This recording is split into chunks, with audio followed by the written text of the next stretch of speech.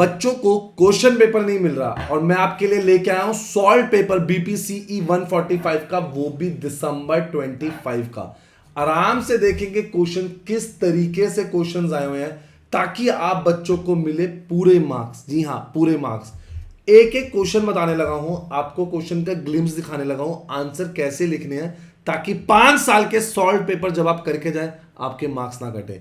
बच्चे बाबा बोलते हैं सर आंसर लेने से पहले हमें एक सैंपल दिखा दीजिए, तो बच्चे ये सैंपल से आंसर के देखेंगे, मैं आपको अच्छे से थोड़ा गाइड भी करता हूं, रेस्ट स्टडी आपको करना है। उसने पूछा discuss the therapy in terms of view of human nature and the role of counsellor. ठीक है ना, आपको थेरेपी के बारे में बताना है in a view of human nature. तो सबसे पहले फोकस करते हैं ह्यूमन एग्जिस्टेंस पे। जब भी आप एक हेडिंग लिखते हो ना, जी हाँ हेडिंग, एग्जामिनर उसी से इंप्रेस होता है कि इस बच्चे ने थोड़े से एफर्ट्स डाले हैं, और अगर हेडिंग इग्नू की बुक से हो तो उसके लिए चेकिंग करना आसान हो जाता है। तो ये जो थेरेपी है ये एम्फोसिस करती है अंडरस्टैंड करने में कि आपका ह्यूमन का एग्जिस्टेंस है, सिम्टम्स को नहीं डायग्नोस करना, उससे पहले ह्यूमन एग्जिस्टेंस को समझो। ये कहते हैं individual as a unique being you actively create meaning in their life. हर ह्यूमन बीइंग अलग है, उसकी यूनिकनेस अलग है, तो हम पहले उस पर फोकस करते हैं। फिर आती है बात फ्रीडम और रिस्पॉन्सिबिलिटी की।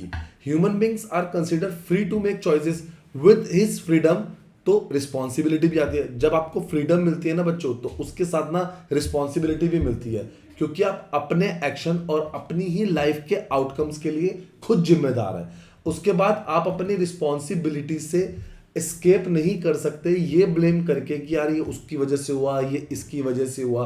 क्लियर है? तो आप एक्सटर्नल फैक्टर्स को ब्लेम करके आप अपना पल्ला नहीं झाड़ सकते, आपको रिस्पॉन्सिबिलिटी एक्सेप्ट करनी पड़ेगी। आपको सर्च करना है मीनिंग का। A central idea is that people strive to find meaning और पर्पस इन लाइफ। आधे बंदे कहते हैं ना यार अपनी लाइफ का असली मीनिंग, ट्रू मीनिंग ढूंढ रहे हो, ये उसकी बात कर रहा है। साइकोलॉजिकल जो डिस्ट्रेस आता है ना अराइजेस व्हेन जो इंडिविजुअल होता है एक्सपीरियंस करता है मीनिंगलेस और एम्प्टीनेस। ये अगर उसकी लाइफ में कुछ रह नहीं गया, बताइए हमारी लाइफ में कुछ नहीं है, तो जब ये वर्ड्स आप यूज कर रहे हो ना तो आप साइकोलॉजिकली आप अपने आप को डिस्ट्रेस कर रहे हो। क्लियर है बच्चों? तो awareness of death and anxiety. अब इस टॉपिक में क्या कहते हैं इस हेडिंग में कि death is seen as a fundamental human condition, आनी ही आनी है। सो जो उसकी अवेयरनेस है it will create anxiety. Such anxiety is not pathological but a natural part of an existence that can motivate. अरे जाना तो सबने है ही एक दिन, क्यों ना कुछ बड़ा करके जाए, तो ये उस बारे में बात कर रहा है। नेक्स्ट आता है isolation and relationship. Human being appears existential isolation despite being in relationship. एक आइसोलेशन फील हो रहा है, ठीक है ना, हम कह रहे हैं हमें कोई समझ नहीं पा रहा है, ये उसकी बात कर रहा है। तो इसके लिए चाहिए ट्रू कनेक्शन, ऑथेंटिसिटी चाहिए, ओपननेस चाहिए, ताकि अपनी बात बताई जा सके। ऑथेंटिसिटी और उसके बाद आता है सेल्फ अवेयरनेस। सो इंडिविजुअल्स को इंकरेज किया जाता है to live authentically rather than conforming blindly to societal expectation. जो भी सेल्फ अवेयरनेस होती है वो जरूरी होती है फॉर अंडरस्टैंडिंग वन चॉइस और उसकी वैल्यूज को। Holistic view of a person. जो भी थेरेपी होती है ये कंसिडर करी जाती है the individual as a whole, including thought, उनके इमोशंस, उनके एक्सपीरियंस को। इट डज नॉट, ये सेपरेट नहीं कर रहा है माइंड एंड बॉडी को, बल्कि ये फोकस कर रहा है आपके ह्यूमन एक्सपीरियंस को। क्लियर है बच्चे? आओ अब आएंगे रोल ऑफ काउंसलर। काउंसलर का रोल क्या होता है उससे पहले कुछ बच्चे हमसे पूछते हैं सर ये पेपर वही है दिसंबर 25 का। बच्चे आपको पेपर दिखा देता हूँ, ये लीजिए 3 आवर्स का 100 मार्क्स का पेपर देख लीजिए। 5 क्वेश्चन है, आपको 2 क्वेश्चन अटेम्प्ट करने हैं, 400 वर्ड्स है। ये देखिए क्वेश्चन आप देख रहे हैं। 5 साल के पेपर, मैं आपको फिर बोल रहा हूँ करे बिना मत जाना। सर ये पेपर आपको टेलीग्राम से मिल जाएगा। जी हाँ, हमारे टेलीग्राम चैनल से आपको ये पेपर मिल जाएगा, अभी आप ले सकते हैं। सर इसका कोई गेस्ट पेपर मिलेगा? बिल्कुल, जिसके इंपॉर्टेंट क्वेश्चन ये रहे, इसके इंपॉर्टेंट क्वेश्चन ये रहे, आप देखेंगे 2026 के ये इंपॉर्टेंट क्वेश्चन है। 14 क्वेश्चन है जिसमें 5 ब्लॉक्स कवर करे गए हैं। सर कौन से क्वेश्चंस बार बार आ रहे हैं? जैसे मैं आपको क्वेश्चन दिखाता हूं, मैंने बोला goals and techniques of psycho analysis, ये 20 मार्क्स का क्वेश्चन था।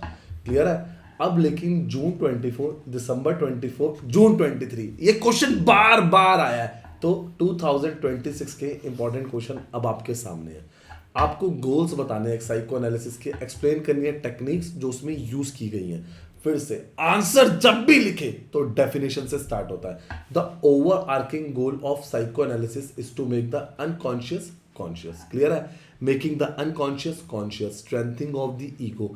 आप रिड्यूस करेंगे इंस्टिक्चुअल प्रेशर, फैसिलिटेट करेंगे insight, better coping and insight. फिर टेक्निक्स बताई गई है, interpretation, free association, analysis of resistance, dream interpretation, transference and its interpretation. आप देख रहे हैं। और लास्ट में कंक्लूजन। जब भी आप कंक्लूजन देंगे तो ये आंसर यहां पर वाइंड अप होता है।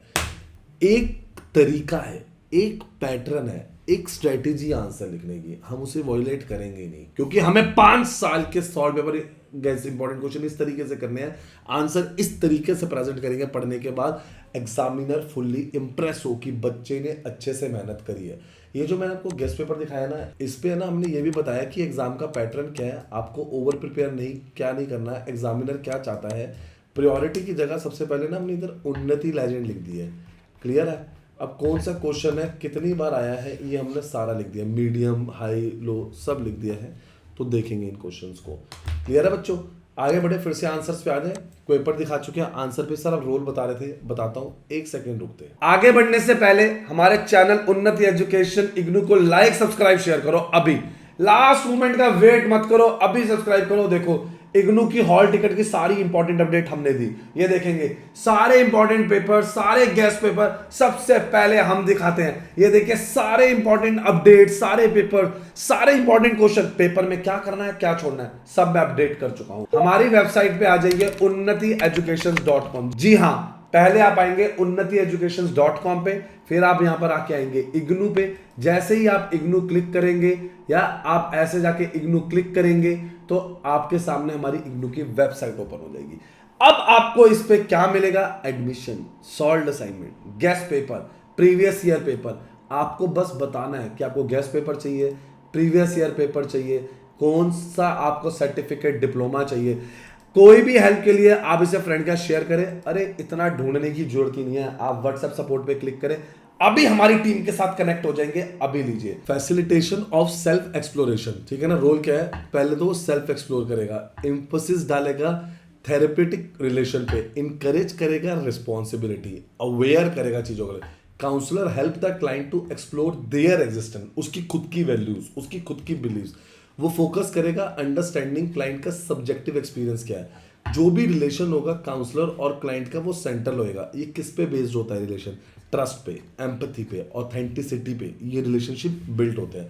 जो काउंसलर होता है ना वो इनकरेज करता है क्लाइंट को ताकि वो रिस्पॉन्सिबिलिटी ले अपनी ही चॉइसेस की। ठीक है ना? तो वो कहेगा clients are guided to recognise their role. आप अपना रोल रिकॉग्नाइज करो, अपना काम रिकॉग्नाइज करो, क्योंकि आपने अपनी लाइफ को शेप देनी है। Counsellor help the client so ये become aware of the thoughts, उनकी थॉट्स क्या है, फीलिंग्स क्या है, बिहेवियर क्या है। Increase awareness led to better decision making. जितना ज़्यादा आप अच्छा अवेयर होगे उतने ज़्यादा ही डिसीजन लेने में आसानी होगी। काउंसलर हेल्प करता है क्लाइंट को फेस इश्यूज लाइक कि जो डेथ है, फ्रीडम है, आइसोलेशन है, जो आप कह रहे हो लाइफ मीनिंगलेस है, आपको मैं हेल्प करूंगा। ठीक है ना? काउंसलर हेल्प करता है।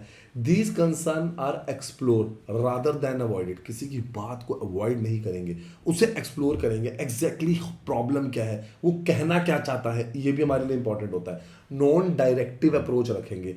Counsellor does not impose solution. मैं सोल्यूशन को, फॉर एग्जाम्पल काउंसलर हूं तो मैं इम्पोज नहीं करूंगा। ठीक है ना? और एडवाइस, इंस्टेड आपको क्लाइंट को उसी का आंसर जो वो सोच रहा है, साइकोलॉजिकली वो क्या कहना चाह रहा है, ठीक है ना, उनको अपने आंसर खुद डिस्कवर करने का हमें मौका देना है। क्लियर है? आप देख रहे हैं कैसे पॉइंट फॉर्म में आंसर लिखे हैं। एक तरीका होता है, एक पैटर्न होता है, हम इस पैटर्न को ना वॉयलेट नहीं करेंगे। ठीक है? ऑथेंटिक प्रेजेंस, जो काउंसलर होता है remain genuine and transparent in therapeutic process. जो भी थेरेपेटिक प्रोसेस होएगा उसमें वो क्या रहेंगे? जेन्युइन रहेंगे, ट्रांसपेरेंट रहेंगे। Being real and present is considered more important कि अगर आप कोई अप्लाई कर रहे हैं। Helping in meaning making, counsellor help करता है क्लाइंट की in creating meanings in their life. तो काउंसलर क्या करता है? असिस्ट का मतलब होता है help in creating meanings in their life. Clients होते हैं they are guided to identify personal goals, acceptance of anxiety as a growth. आप देखते हैं जो काउंसलर होते हैं ना वो हेल्प करते हैं क्लाइंट्स की कि उनकी अंडरस्टैंड करे anxiety that can be constructive. वो अपॉर्चुनिटी देखते हैं, it's seen as a opportunity, जिससे कि उन्हें पर्सनल ग्रोथ मिले, उनको ट्रांसफॉर्मेशन मिले। क्लियर है? देखा आंसर कैसे लगा? तभी मैं बार बार बोलता हूं 5 साल के सॉल्व पेपर और ये इंपॉर्टेंट क्वेश्चन कर लो, मैं देखता हूं मार्क्स क्यों नहीं आएंगे। अरे आपको हमारे पास चैप्टर वाइज नोट्स भी मिल जाएंगे। आप जैसे मैं बता रहा हूं ना उसको सिंपल बढ़िया। For example explain the exemption of cognitive therapy. क्या होती है एग्जम्पशन? सबसे पहले होता है इट डिटरमाइन बिहेवियर और इमोशन। हमने पॉइंट लिखा, लिख के याद कर लिया। अब इसके अंदर ना कुछ कहानियां मत लिखो, टू द पॉइंट आंसर लिख दो। बिलीव्स एंड परसेप्शंस जो होते हैं वो सेंट्रल रोल प्ले करते हैं इन शेपिंग इमोशंस।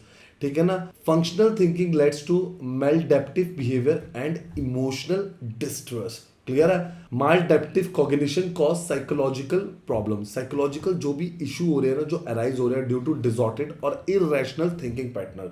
अब फिर रैशनल की बात नहीं कर रहा हूं, जो आप सोच रहे हो इररेशनल, कि आपके ना जो थिंकिंग के पैटर्न्स है ना उनके बारे में हो रही है। Negative automatic thought influence how, कि एक इंडिविजुअल किस सिचुएशन को कैसे इंटरप्रेट कर रहा है। Individual can becoming aware of their thoughts through reflection, वो अपनी थॉट से अवेयर है।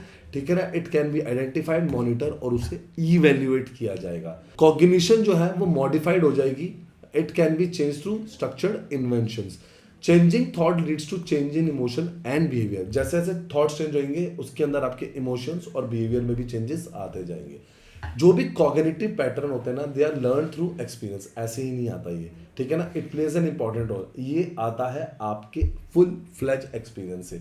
These learn patterns can be, उनको रीलर्न किया जाता है, उन्हें रीस्ट्रक्चर भी किया जाता है। सॉल्व हो, हैंड रिटन असाइनमेंट हो, प्रैक्टिकल फाइल हो, गेस्ट पेपर हो, 5 साल के पेपर हो, इन असाइनमेंट्स के बिना तो बच्चे डिग्री नहीं मिलती, तो इन्हें तो अच्छे से कर ही लेना।